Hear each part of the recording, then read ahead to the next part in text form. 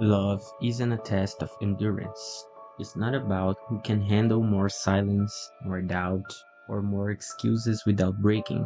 If you have to sell yourself to someone, that's not a relationship, that's a pitch meeting. You are listing your qualities, explaining your intentions, proving your value, while the other person is just watching, or worse, not even paying attention.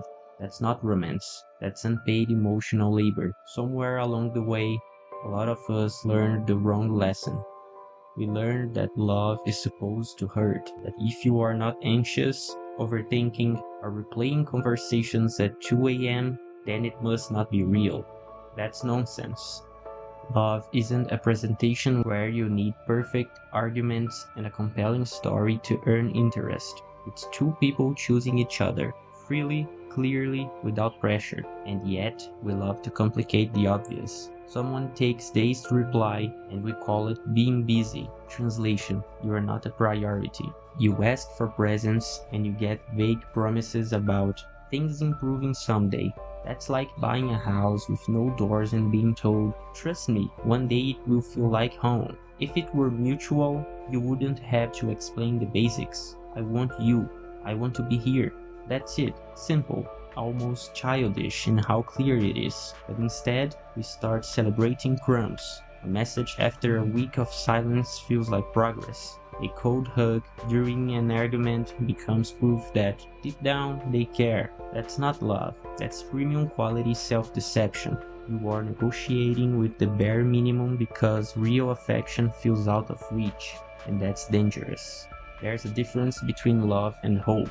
Love doesn't require you to change someone's mind. The moment you are trying to convince someone to want you, you are already losing. Reciprocity isn't the reward at the end of suffering, it's the starting point. And no, this isn't being too demanding. It's not neediness. It's not asking for too much. It's refusing to play a role where you are always the one shrinking, waiting, proving. Because while you are busy trying to be worthy of their attention, they are busy living their life without considering you. And the harsh part, you are calling that a relationship. Here's the reality, stripped of poetry. If the other person isn't as invested as you are, they are not halfway in. There's no such thing as almost mutual.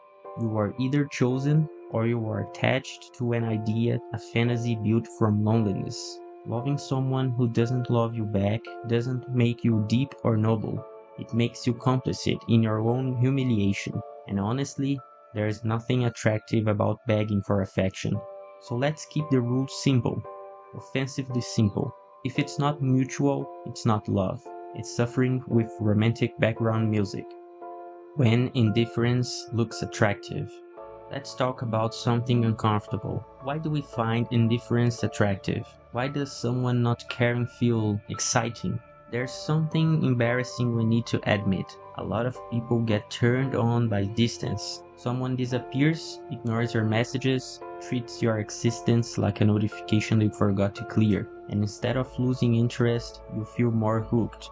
They reply, hey, 3 days later, and your brain goes, wow, they must feel something. They are just holding back.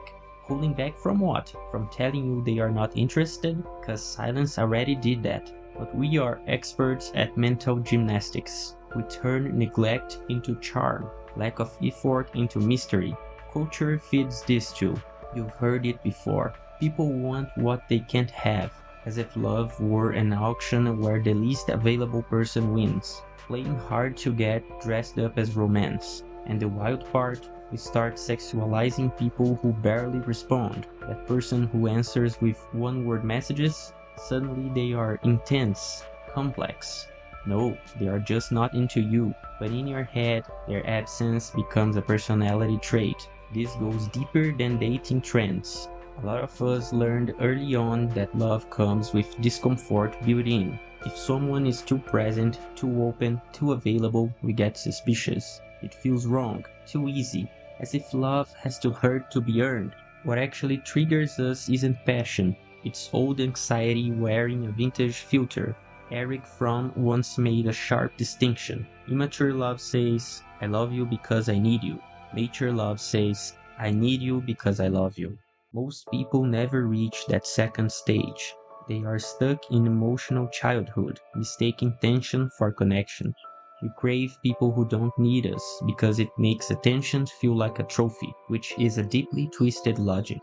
I've been there. There was a time when someone barely remembered my name, but if they liked one of my stories, I would spiral into meaning. I thought we had something special. Just a reality check. They were liking everyone's stories. I was just another face. But their indifference gave me the perfect blank screen to project the story I wanted to live. So here's the real question for you. If being ignored is what sparks your interest, are you looking for love or are you trying to prove your worth? Those are very different games. One is mutual connection. The other is a silent competition to fix a cracked self-esteem. Here's the ugly truth. Indifference isn't attractive. It's disrespectful. It's not a sign of depth. It's a sign that you are not a priority. And if that makes your desire grow instead of triggering your internal alarm to walk away, maybe the issue isn't them. Maybe you learned to call neglect destiny. So stop believing that real love arrives wrapped in silence and disappearance. That's not passion. That's just someone who doesn't want to be there. And if that feels irresistible to you, what needs to change isn't their behavior. It's your hunger for people who doesn't choose you. Love isn't a puzzle. Relationships are not riddles from a secret agency. If you need a 300-page manual and an emotional PhD to understand what's going on, you are not in love. You are cracking a code. And that alone should tell you something is off. People love to say it's complicated. That word does a lot of dirty work. It turns neglect into complexity, avoidance into depth, lack of commitment into something that sounds poetic. It's complicated, it's just a polite way of excusing what shouldn't be excused. They don't reply because they are sorting things out. Yeah, like sorting out their options. Let's agree on something basic. A relationship shouldn't feel like an endless puzzle. Either someone is there, present, involved, consistent, or they are not. Everything in between is a performance by someone who wants the comfort of company without the weight of responsibility. Complicated became the magic word that turns emotional cowardice into mystery. You've seen this pattern. One day they are warm, next day they disappear. Sometimes they say all the right things late at night, and then treat you like a stranger in daylight. When you question it, the answer comes wrapped in philosophy. I'm just confused. No, they are not confused. They just don't want to be there and don't want to admit it. So they call it complicated. I've fallen for this too. I spent months trying to understand someone who spoke beautifully to me at 2 a.m. and barely acknowledged me at lunch. I told myself it was depth, that it was intense because it was hard. It wasn't depth. It was just a lack of intention disguised as something meaningful. When someone wants to be with you, you know. Here's the plain truth. When someone wants to be with you, you know that. When they don't, you feel it. Everything else is self-deception wrapped in nice language. Ellen de Botton once pointed out that mature love feels calm, not because it's boring, but because it doesn't need chaos to survive. Love doesn't have to feel like an emotional roller coaster to be real. If your relationship feels like a complicated TV series full of plot twists, ambiguous characters, and hidden motives, chances are the only thing truly deep there is your denial. And let's address another lie we were sold, that if it's hard, it must be meaningful. That's one of the most damaging ideas out there. If someone shows up and loves you in a clear, stable, reciprocal way, your instinct shouldn't be suspicion, it should be gratitude. But many people distrust peace. They confuse calm with boredom because they grew up believing love needs drama to be legitimate. So here's the part nobody likes hearing. Relationships only become complicated when one person isn't as invested as the other. That's it. There's no hidden layer, no secret depth. If someone disappears and comes back whenever they feel like it, keeps you uncertain, makes you feel small or insecure, that's not complicated. That's disrespect. And no, you don't need a relationship that challenges you to solve emotional puzzles. You need someone who chooses you without games, without riddles, without maybe. Because real love doesn't leave you guessing. It's clear, it's steady, it's unmistakable. Anything else is just you trying to decode symbols in a place where no message was ever written. Falling for who they are not. Let's talk about one of the most dangerous ideas in dating: potential. That imaginary version of someone that lives entirely in your head. The upgraded edition you swear is almost there. It could be amazing. She's just going through a phase. What that really means is simple. You are investing your time in someone who doesn't exist yet. You are not in a relationship. You are enrolled in an emotional training program with no graduation date. And let's be honest, potential doesn't do much for you. It doesn't show up when you need comfort. It doesn't make you feel chosen. Potential is just a promise. And promises without behavior are daydreams. You can't date a fictional character and call it real life. That's like buying an empty lot and telling people you live in a luxury house because one day, maybe, you will build it. What's funny is how selective we are with this logic. If a restaurant serves you raw food, you don't say, well, this meal has potential. You send it back. If a phone doesn't work, you don't say, it could be great in the future. You replace it. But in love we become defense lawyers for people who aren't even trying. I once watched friends spend years with someone who kept saying, someday I will be ready to give you what you deserve. That someday never arrived. Every time she tried to leave, the promise got updated. New excuses, new intentions, new timelines. Maybe he was improving, but while he was possibly becoming better, she was definitely becoming smaller. That's the hidden cost of loving potential. You stop looking at reality and start negotiating with hope. There is an old idea that applies perfectly here. Don't ask life to match your expectations. Adjust your expectations to what's actually happening. In relationships, that means this. Stop focusing on who someone might become and look at who they are today, because today is the only version that's either loving you or not. Potential is addictive. It feeds a flattering story that you are special, that only you can see good in them, that you are the one who will inspire their transformation. It feels meaningful, but often it's just your ego enjoying the role of savior. And the irony, person who needs rescuing isn't them, it's you, from your own illusion. Here's the part that stings. If someone truly had the capacity and the desire to show up for you, they already would. If after honest conversations, clear boundaries, and second chances nothing changes, that's not a phase. That's the pattern. You are not watching a love story unfold. You are stuck in a loop of almosts and maybes. Potential is the carrot on a stick. You keep walking, convinced the reward is close, while it stays exactly where it's always been.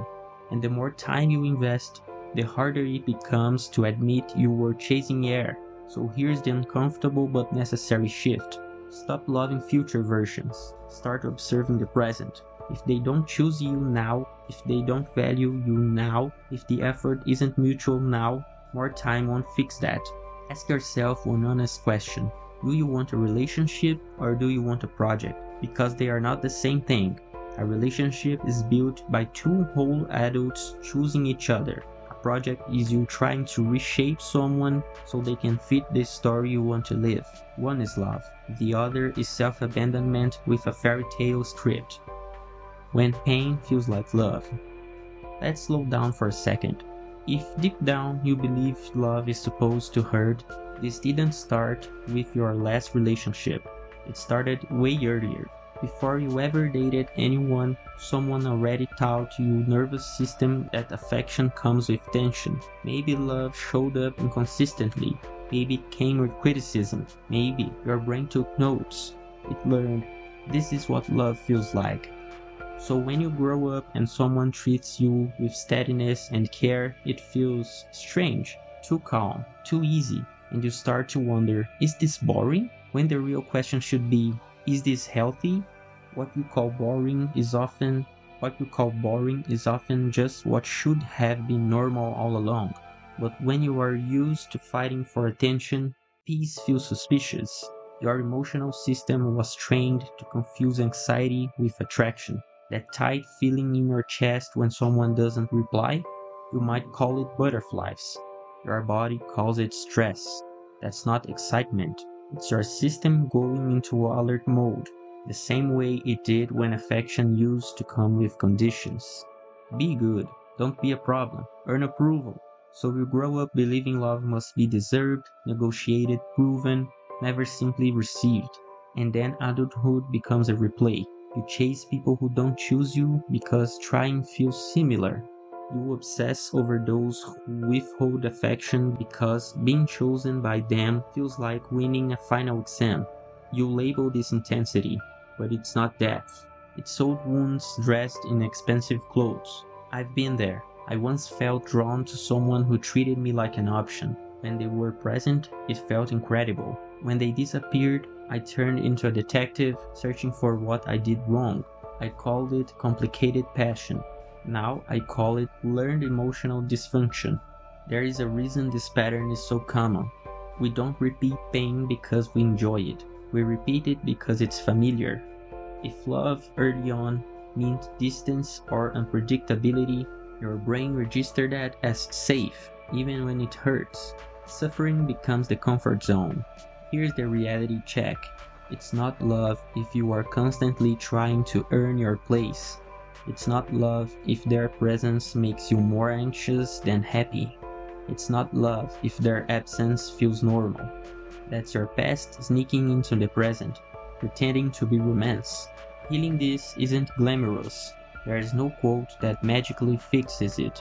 It means admitting you've confused pain with meaning, rejection with desire, abandonment with value. It requires rewiring yourselves to accept a radical idea. Real love doesn't make you feel small. It doesn't demand explanations, proof, or suffering. And yes, at first, it will feel uncomfortable.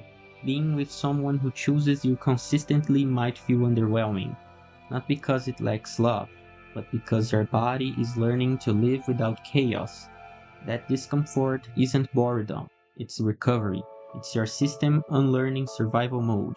So the next time someone's indifference makes you heart race, ask yourself one honest question. Is this love or is this trauma wearing glitter? Knowing the difference can save you years of calling self-sabotage a love story. The minimum, not a bonus. Let's end this with something painfully obvious. Love without reciprocity isn't love. It's a one-person activity. And somehow, people treat reciprocity like a luxury item, like a nice extra, something you'd appreciate, but shouldn't expect. He doesn't give me much attention, but he loves me in his own way.